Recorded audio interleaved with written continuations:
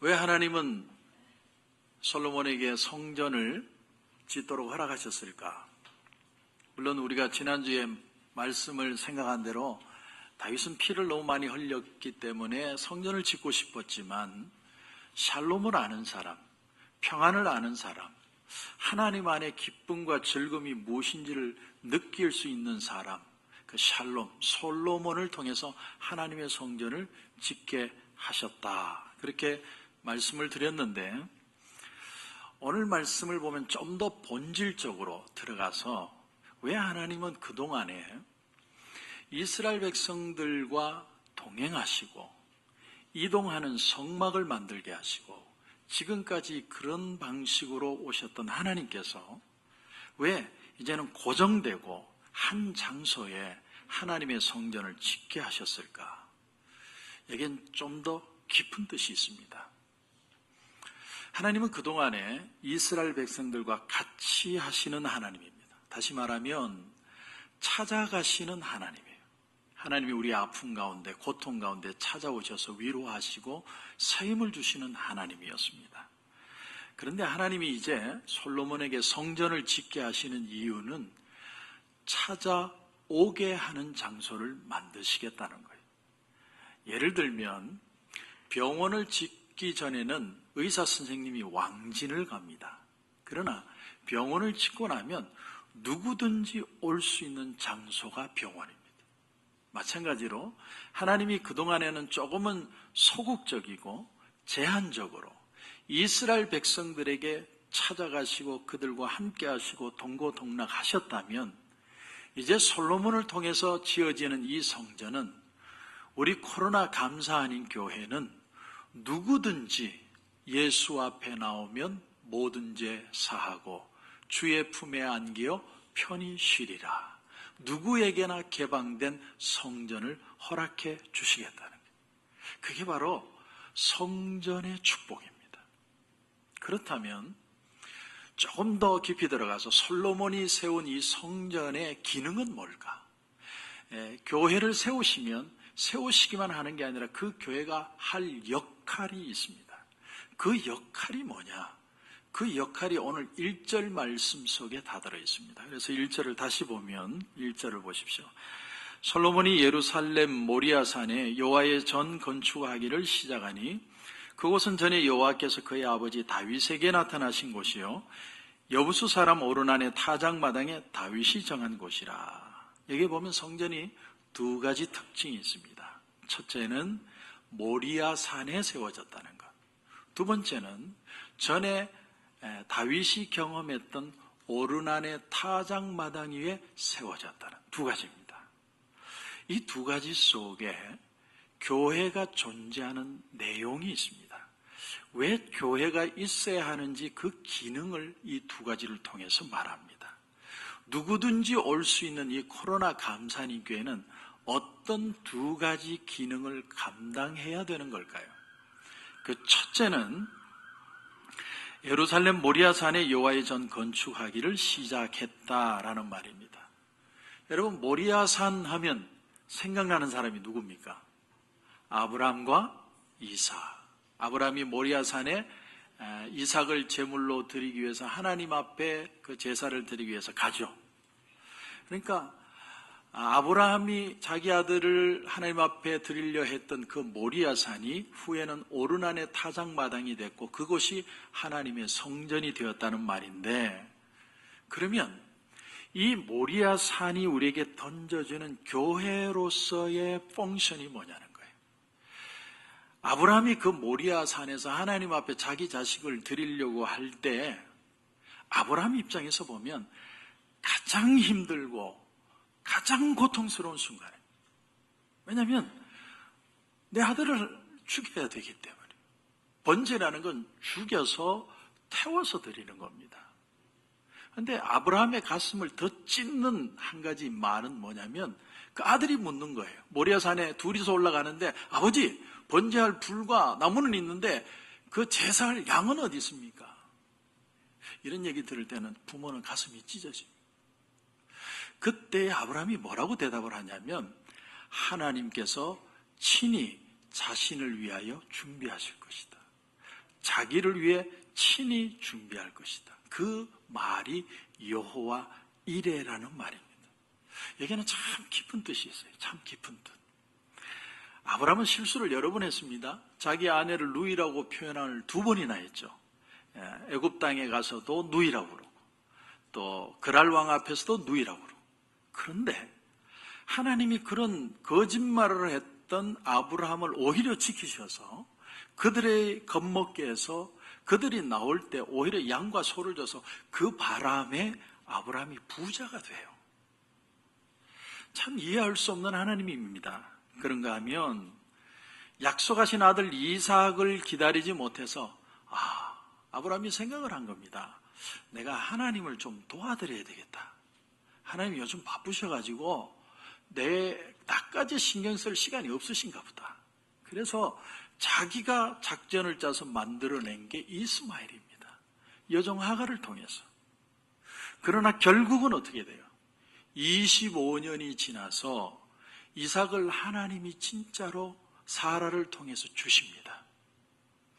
그때 아브라함이 깨달은 게 뭐냐면, 신앙이라는 것은 하나님의 손을 기다리는 것이구나. 그걸 깨달은 거예요.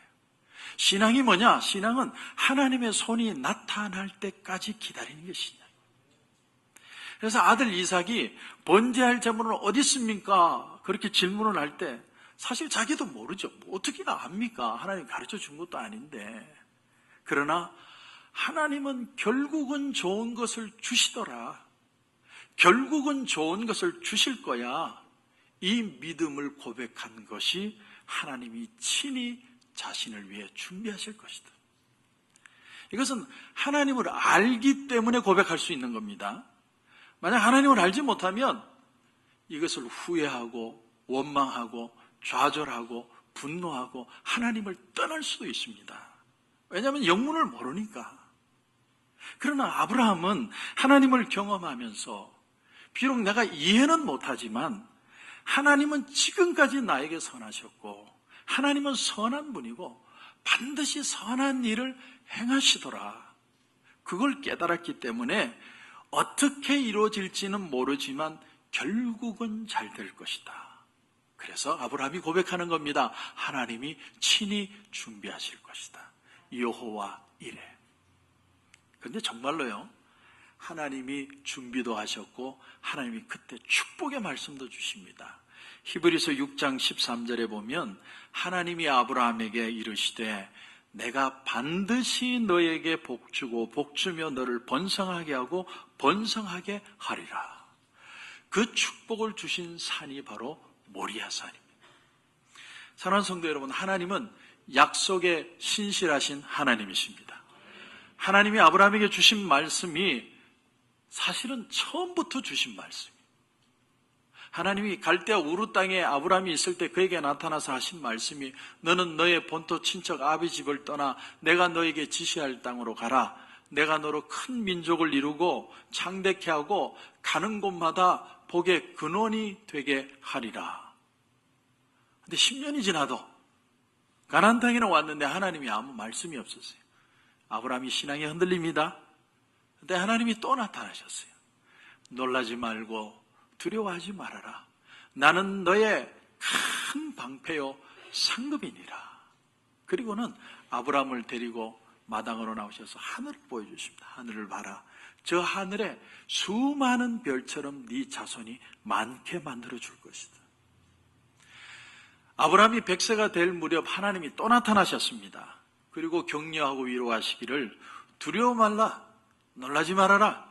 나는 너의 하나님이라. 내가 내 약속을 꼭 지킬 것이니라. 그리고 이삭이 태어나요. 그리고 모리아산에서 그 하나님을 믿고 여호와 이레 신앙을 고백했더니 하나님이 다시 말씀하십니다.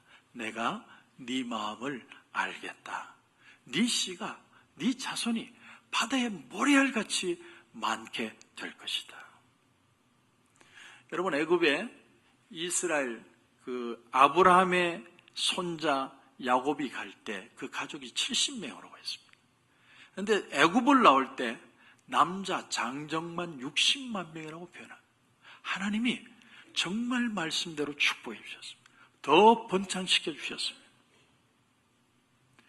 제가 이번에 가나를 가보니까 선교사님 와서 사역한 지 20년이 됐는데 저한테 식사를 하면서 이런 말씀을 하세요.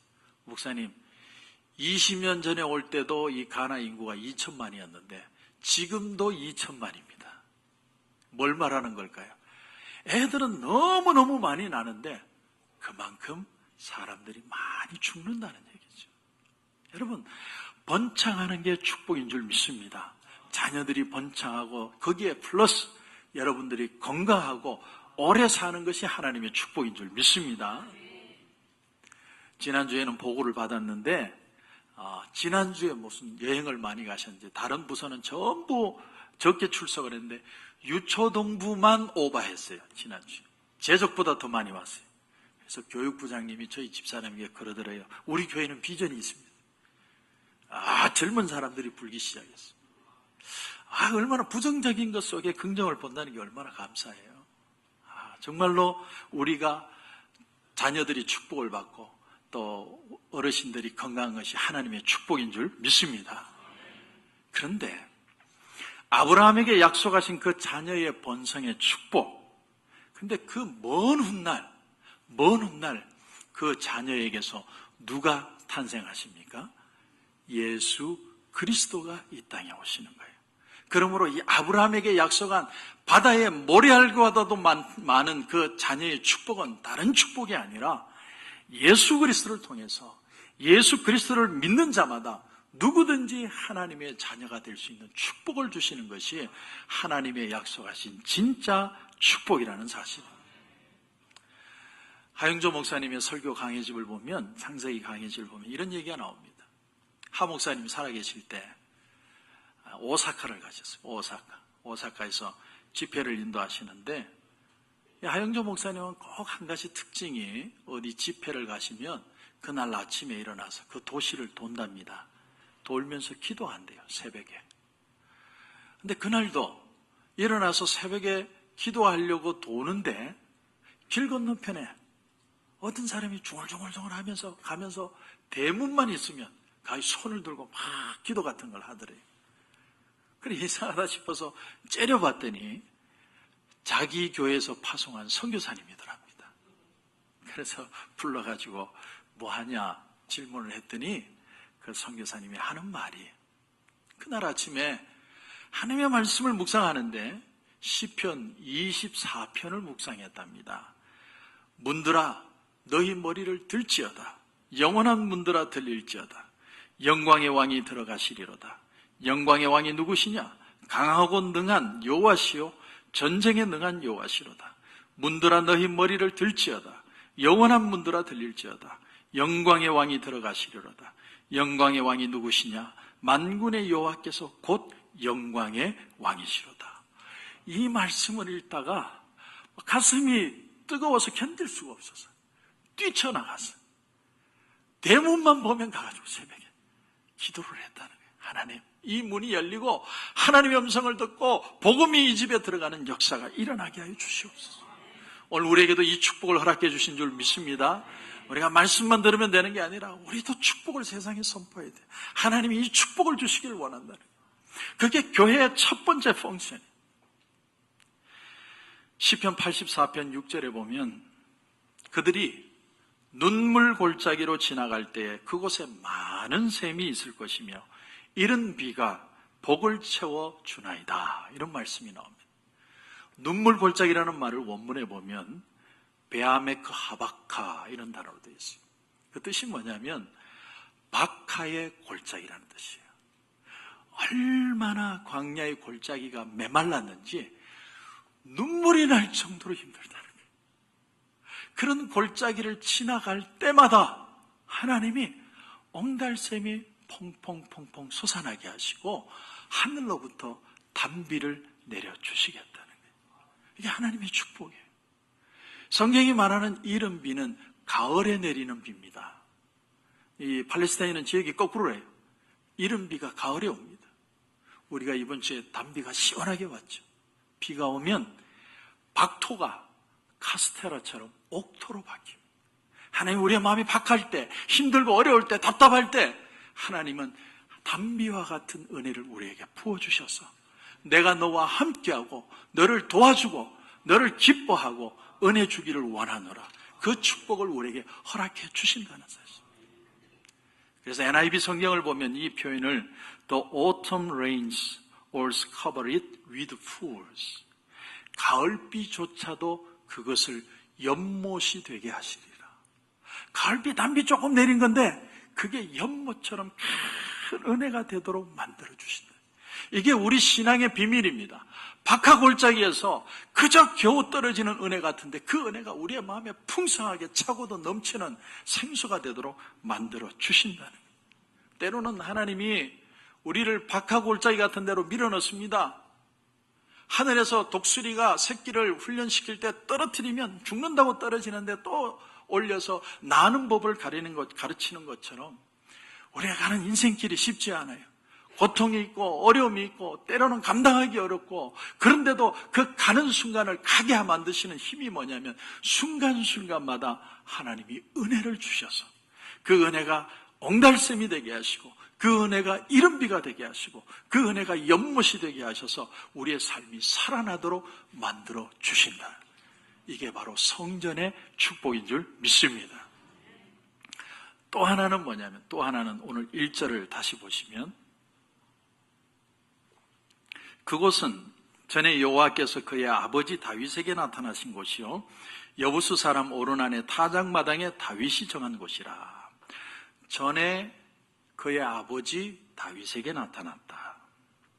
여러분, 다윗이요 왕위에 올라가서 전성기가 되었을 때 한 번 하나님의 앞에 큰 실수를 하나 합니다. 그게 뭐냐면 백성들의 숫자를 센 거예요. 아니, 인구 센서스 하는 게 무슨 죄입니까? 그런데 다윗은 어릴 때부터 신앙이 하나 있었어요. 그 신앙이 뭐냐면 전쟁은 여호와께 속했다라는 신앙. 얼마나 그 신앙이 컸으면 다윗은 이길 때마다 그 이긴 나라의 전리품으로 말들을 잡아오는데 그 말들의 말굽의 힘줄을 다 끊어버렸어요. 왜냐하면 나는 전쟁할 때 말 타고 전쟁하지 않고 걸어다니면서 전쟁하겠다는 거예요. 왜냐하면 하나님이 이기시게 하시는 거기 때문에. 그 믿음이 다윗 속에 있었는데 백성을 계수한 거예요. 다윗도 나이가 드니까 마음이 초조해지는 거예요. 나이가 드니까 나의 우군이 몇 명일까? 나의 파워는 어느 정도일까? 그걸 알고 싶은 거예요. 그래서 무려 9개월 20일 동안 인구 센서스를 했습니다.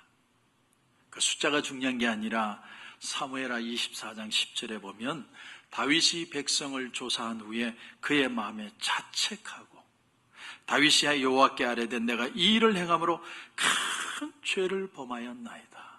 후회를 합니다. 여러분, 인간은 그런 존재예요. 나쁜 일인 줄 알면서도 그것을 행동하기 전에는 절대 중단 안 하고 끝까지 고집 피운 뒤에 후회하는 게 인간이에요. 내가 왜 그랬을까? 그때 내가 뭐가 씌었나 봐. 사람은 다 그런 존재입니다. 다윗도 예외가 아닙니다. 일을 저지른 다음에 후회하고 자책을 했습니다. 그런데 하나님이 선지자 갓을 보내서 이렇게 말씀하십니다. 셋 중에 하나 초이스해라. 3년 동안 기근이 오게 할래? 3년 동안 전쟁으로 괴롭힘 당할래? 3일 동안 전염병으로 죽는 일이 일어나게 할래? 이걸 김서택 목사님의 강해절 보니까 잘 풀었어요. 3년의 기근을 어떻게 풀었냐면 경제적 어려움으로 봤습니다. 여러분, 사람이 너무 가난해지면요, 가난해지면 어깨를 못 펴요. 떳떳하게 못 살아요. 돈이 없으니까. 그런데 내가 가난하고 돈이 없으면 사람이 겸손해져요. 겸손해지면 겸손히 하나님 앞에 축복을 받을 수 있는 기회가 돼요. 오히려 하나님이 축복의 기회로 바꿔주십니다. 3개월 동안 전쟁을 한다는 건 어떤 사람으로 인해서 고통을 당하는 것으로 표현했어요. 여러분, 어떤 사람이 나를 괴롭히는데 3개월 동안 괴롭혀요. 근데 그 사람이 하는 일이 뭐냐면 따라다니면서 자존심 상하게 만들어요. 그런 거는 미치는 거예요. 돈 없는 것보다 더 힘든 겁니다. 그런데 그 고통을 통해서 사람은 겸손을 배운다는. 세 번째는 건강을 치는 거예요. 사람이요, 갑자기 병이 들면 막 죽을 똥 살 똥 얼마나 힘든지 몰라요. 어떤 때는 그 병만을 이기지 못하면 정말 죽는 거예요. 하나님이 셋 중에 하나를 초이스하라는 거예요. 그때 다윗이 뭐라고 고백하냐면, 내가 맞아도 하나님 앞에 맞겠습니다. 그날 3일 동안 이스라엘 백성이 7만 명이 죽습니다. 전염병으로. 사무엘하 24장 16절에 보면, 여호와께서 이 재앙 내리심을 뉘우치사 백성을 멸하는 천사에게 이르시되, 족하다, 이제는 내 손을 거두리라 하시니 여호와의 사자가 여부수 사람 아라우나의 타작마당 곁에 있는지라. 하나님이 요즘식으로 얘기하면 사스나 메르스 같은 전염병으로 치셨는데 7만 명이나 죽었어요. 하나님이 후회하셨다는 건 의인법적인 표현이에요. 너무너무 하나님의 마음에 아픔이 있으신 것을 의인법적으로 표현한 것뿐이에요. 또 하나 여기서 깨닫는 게 뭐냐면, 이 이스라엘의 징계의 원인이 단지 다윗이 숫자를 계수한 걸 넘어서서 진짜 이유는 예루살렘의 도덕적인 타락이 있었다는 거예요. 그들을 징계하면서 보니까 손을 멈출 수가 없는 거예요. 너무 타락해가지고. 그때 다윗이 이런 표현을 합니다. 하나님, 나는 범죄하였고 악을 행하였거니와 이 양무리는 무엇을 행하였나이까? 청하건대 주의 손으로 나와 내 아버지의 집을 치소서. 다윗이 그렇게 기도했어요. 나를 차라리 잡아가십시오. 이게 제사장의 마음이에요. 성전의 기능이에요. 목사가 하는 일이 뭐냐? 이들의 아픔, 이들의 고통, 이들의 죄악을 나에게 맡기시옵소서. 내가 하나님 앞에 내 모습 이대로 드리겠습니다. 다윗에게는 그 마음이 있어요. 여기 오르난의 타작마당, 또 어떤 성경에는 아라우나의 타작마당. 왜 틀립니까?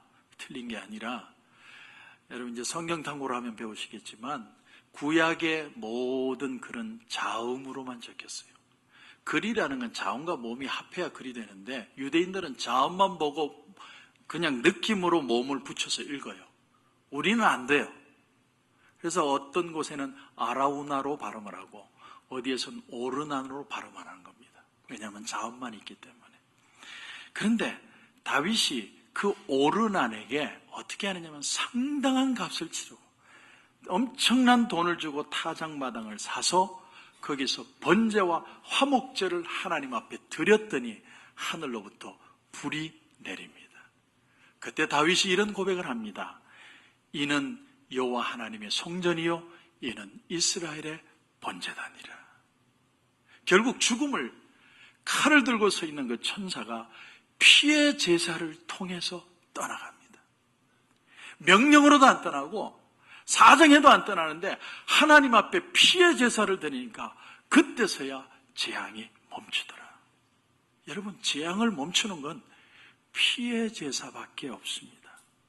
다시 말합니다. 하나님의 은혜는 공짜가 없습니다.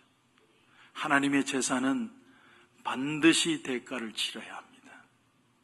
그래서 아예 그 땅을 사서 다윗이 하나님 앞에 번제로 제사를 드립니다. 뭘 상징하느냐? 앞으로 예수님이 이 땅에 오시면 피의 제사를 자기 몸을 들여서 우리를 위하여 죽어주시겠다는. 제가 뉴욕에 성경박물관을 가서 그 장로님 한 분이 가이드를 하셨는데 닥터예요. 은퇴를 미리 하시고 내가 일평생 이 성경의 말씀을 사람들에게 전하고 싶다. 그래서 가이드를 하세요. 부부가. 그 똑똑한 분들이. 그런데 한 말이 참 내 가슴에 많이 와닿았어요. 이사야 53장 5절에 보면 그가 찔림은 우리의 허물을 인하며. 아무것도 아닌 말 같은데 NIV 성경으로 보면 But he was pierced for our rebellion, crushed for our sins. 피로 짓이게 진 우리의 죄를 위하여 짓이게 졌다는 표현을. 그러면서 하는 말이 겟세마네라는 단어의 원래 뜻이 올리브 크러쉬라고 합니다. 그러니까 예수님이 겟세마네 동산에 죽은 그 동산의 나무가 올리브 나무라는 거죠. 그러면 올리브 나무는 어떻게 그 열매를 우리가 취하느냐? 올리브 열매는 큰 맷돌이에다 올립니다. 올려가지고 큰 맷돌이 굴려서 그것을 찢습니다. 찢고 나면 그 찢은 거를 다시 그 옆에 프레시 압축기가 있어서 짭니다. 처음 짜면 맑은 올리브 기름이 나오는데 그걸 하나님의 전에다가 바치고, 두 번째 또 힘을 줘서 짜면 그걸 가지고 사람들이 올리브유로 마시고, 마지막 찌꺼기를 짠 걸 가지고 등불을 피운다고 합니다. 그런데 예수님이 겟세마네에서 기도하는 걸 그 올리브 기름을 짜는 걸로 표현했어요. 예수님이 땀방울이 핏방울이 되도록 기도하신 내용을 올리브를 한 번만 아니라 두 번, 세 번까지 짜는 그런 기도를 하나님 앞에 드렸다는 거예요. 그리고 하나님 앞에 제사 제물이 될 때 자기 몸을 크러쉬해서 올리브가 찢어지는 그 고통을 통해서 저와 여러분을 살려주셨다. 그 말을 듣는데요, 얼마나 마음에 감동이 되는지. 이게 보통 뜻이 아니에요. 예수님이 crushed for our sins, 우리 죄를 위해 찢어지고 짜여지고 깨져서 저와 여러분을 구원해 주셨다. 그래서 마태복음 1장 1절이 굉장히 중요합니다. 아브라함과 다윗의 자손 예수 그리스도의 계보라. 이 말은 하나님이 아브라함에게는 믿음으로 구원받는다는 그 신비를 알려주시고, 다윗에게는 회개함으로 죄사함받는다는 그 신비를 알려주셔서 그 두 가지를 가지고 예수 그리스도가 이 땅에 오셨다는 사실. 그게 마태복음 1장 1절입니다. 또 하나, 오늘 오르난의 타작마당은 뭐 하는 데입니까? 도리깨질하는 거죠.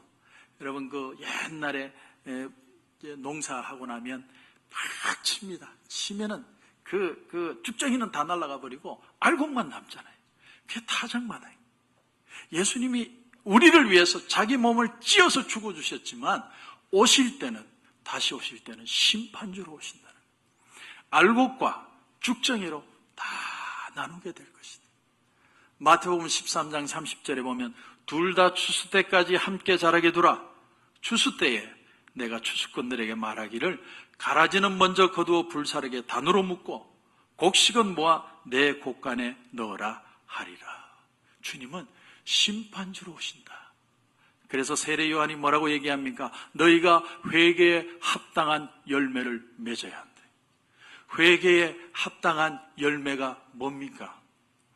예수 그리스도를 나의 구주로 믿고 구주로 고백하고 나의 연약함과 죄짐을 고백하고 주님의 피로 치유함을 받고 하늘에 계신 내 아버지의 뜻대로 행할 수 있는 사람, 그게 바로 회개에 합당한 열매예요.